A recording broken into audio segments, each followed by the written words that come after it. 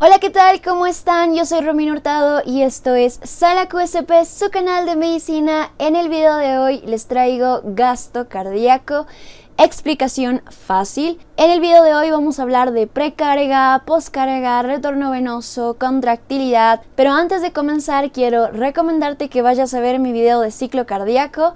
El enlace a ese video te lo voy a dejar acá arriba en la i para que vayas a ver ese video, porque vamos a complementar y vamos a integrar un poquito de nuestros conocimientos de ciclo cardíaco, así que te sugiero que vayas a ver ese video para poder comprender un poquito mejor gasto cardíaco. Así que sin más preámbulos, vamos a comenzar. El gasto cardíaco es el volumen de sangre o la cantidad de sangre que el corazón envía a nuestro organismo cada minuto, y tenemos una fórmula para poder determinar el gasto cardíaco. Volumen sistólico por frecuencia cardíaca igual a gasto cardíaco. ¿Qué es la frecuencia cardíaca? Es el número de contracciones del corazón. Es cuántas veces nuestro corazón late en cada minuto. El volumen sistólico es la cantidad de sangre eyectada en cada sístole cardíaca.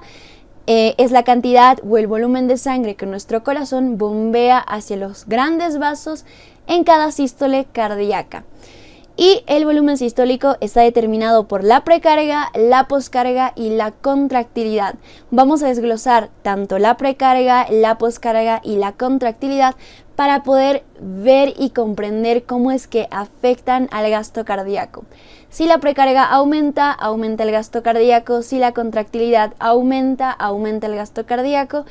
Pero si la poscarga aumenta, disminuye el gasto cardíaco. Es muy importante que tengan este concepto claro antes de iniciar el tema.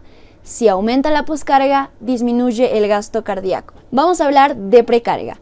La precarga es la tensión que soportan los ventrículos, es el volumen de sangre que va a distender los ventrículos, o también es la presión que distiende a los ventrículos. Para comprender un poquito mejor la precarga, voy a tratar de explicárselos en esta imagen. Cuando nosotros tenemos los ventrículos repletos de sangre, las fibras musculares ventriculares se estiran para poder recibir y adaptarse a ese volumen. A eso nos referimos con la precarga. Es la cantidad de sangre que va a distender, va a agrandar, va a estirar nuestras fibras musculares de nuestros ventrículos, o la presión que distiende nuestros ventrículos. Y está determinada por el retorno venoso, la volemia, la contracción auricular y la distensibilidad ventricular. Vamos a hacer énfasis en el retorno venoso, que es lo más importante de la precarga. El retorno venoso es la cantidad de sangre que regresa a la aurícula derecha. Concepto básico del retorno venoso simplemente es la cantidad de sangre que va a regresar a nuestra aurícula derecha, y va a estar determinada por la diferencia entre el sistema arterial y venoso, por la bomba muscular y la bomba respiratoria. Vamos a desglosar todos estos factores que determinan el retorno venoso. Si el retorno venoso aumenta, aumenta la precarga y por ende va a aumentar el gasto cardíaco. Bien, primero vamos a hablar de la diferencia entre el sistema arterial y venoso.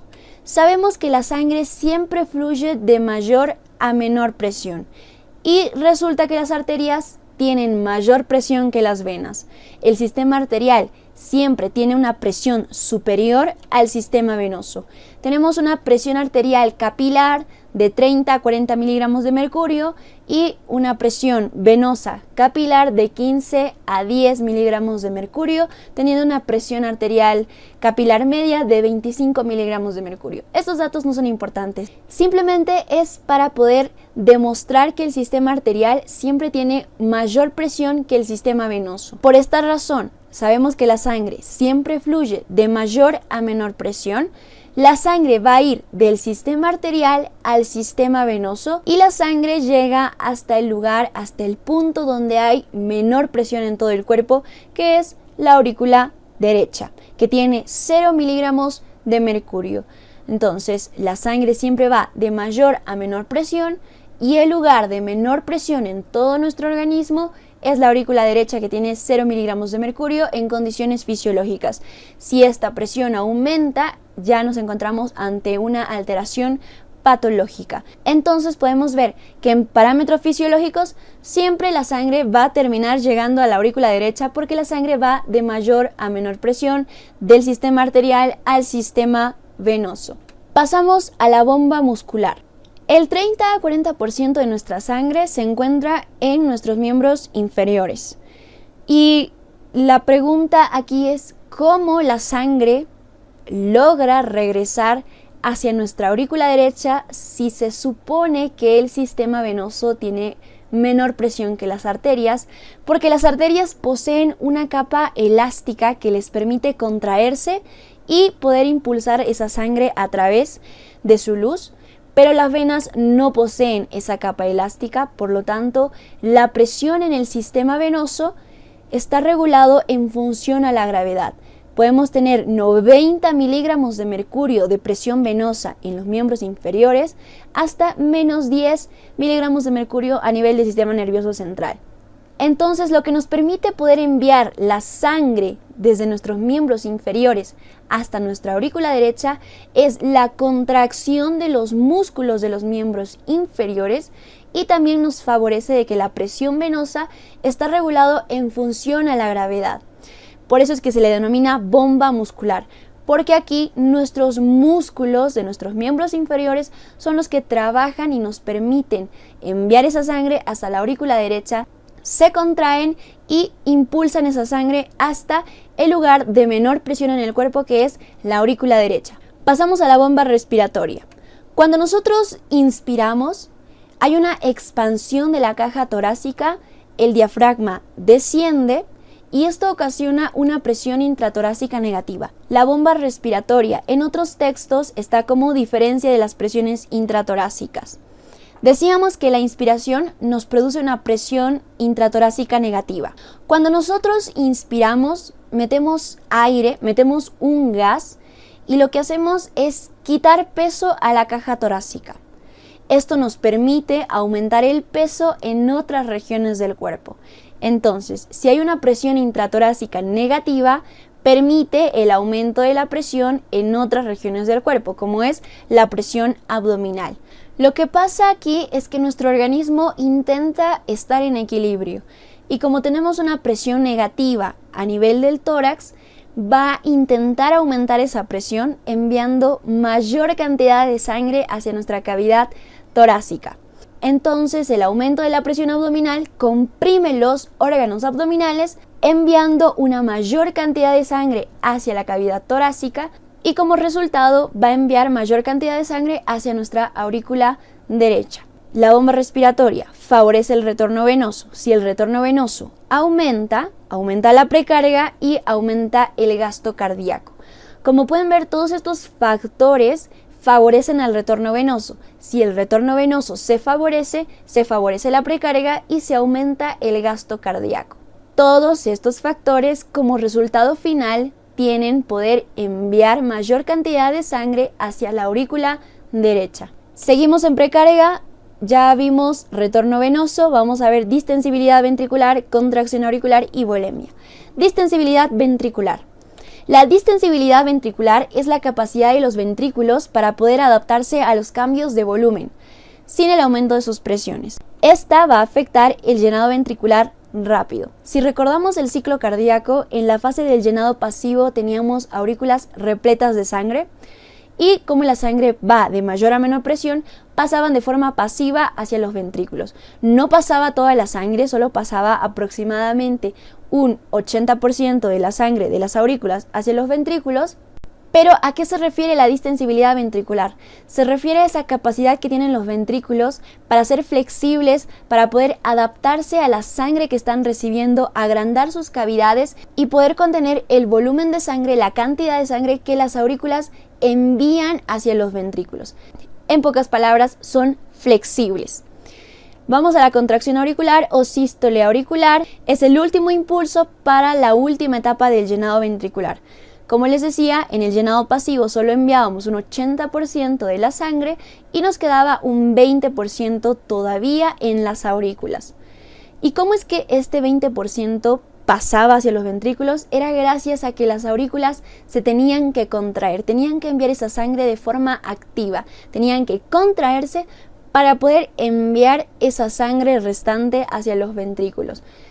Eso es la contracción auricular, simplemente la capacidad que tienen las aurículas para contraerse y terminar de llenar los ventrículos. Vamos con la volemia, es la cantidad de sangre circulante, va a determinar la longitud de la fibra muscular al final de la diástole.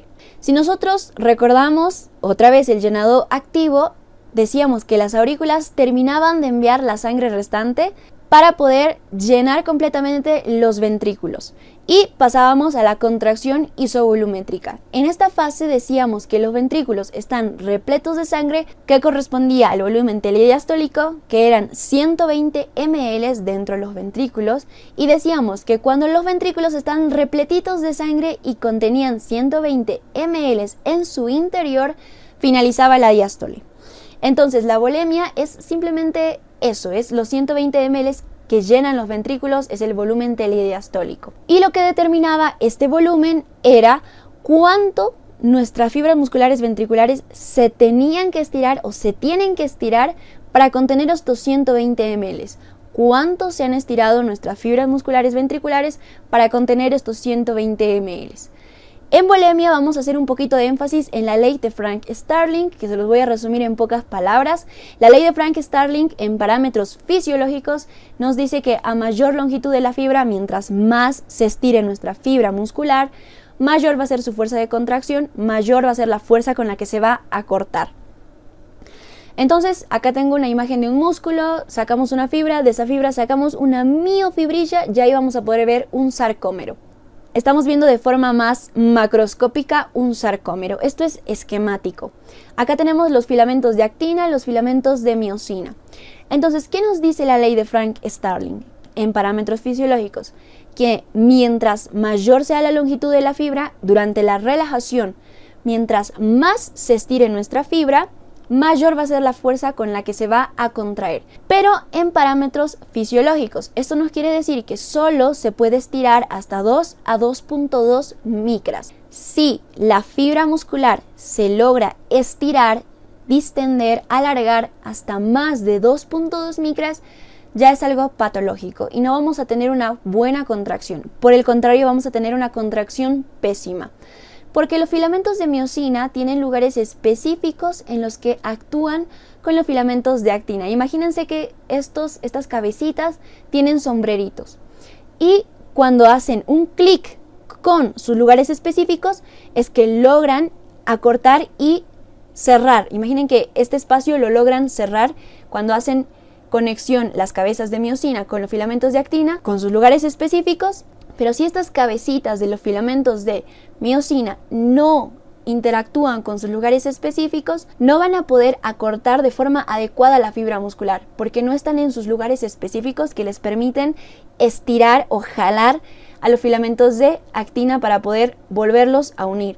Entonces sí hay una contracción pésima porque no hay una buena interacción entre los filamentos de miosina y los filamentos de actina. Ahora vamos a hablar de poscarga. La poscarga es la tensión que los ventrículos soportan durante la eyección y equivale a la resistencia vascular. Equivale a la resistencia vascular periférica sistémica para el ventrículo izquierdo y la resistencia vascular pulmonar para el ventrículo derecho. Entonces, ¿qué es la poscarga? Es la presión de los grandes vasos que nuestros ventrículos tienen que soportar para poder enviar esa sangre hacia los grandes vasos. Entonces, hablamos de resistencia vascular y la resistencia vascular es la fuerza que se opone a que la sangre fluya a través de los vasos sanguíneos. Es esa fuerza que se opone a que los ventrículos envíen esa sangre por los grandes vasos. Entonces, la poscarga es esa fuerza que se opone a que los ventrículos envíen esa sangre hacia los grandes vasos. Si la resistencia vascular aumenta, el flujo sanguíneo disminuye, porque es mayor la fuerza que se opone a que el flujo sanguíneo pase a través de un vaso sanguíneo. Si la resistencia vascular disminuye, aumenta el flujo sanguíneo, porque es menor la fuerza que se opone a que la sangre fluya a través de los vasos sanguíneos. Cuando una resistencia vascular aumenta, puede ser durante la vasoconstricción y va a disminuir durante la vasodilatación. Durante la vasoconstricción, la luz del vaso sanguíneo se cierra y que el flujo sanguíneo pase a través de un vaso sanguíneo que tiene vasoconstricción es mucho más difícil porque obviamente el espacio por donde tiene que pasar el flujo sanguíneo es más pequeño.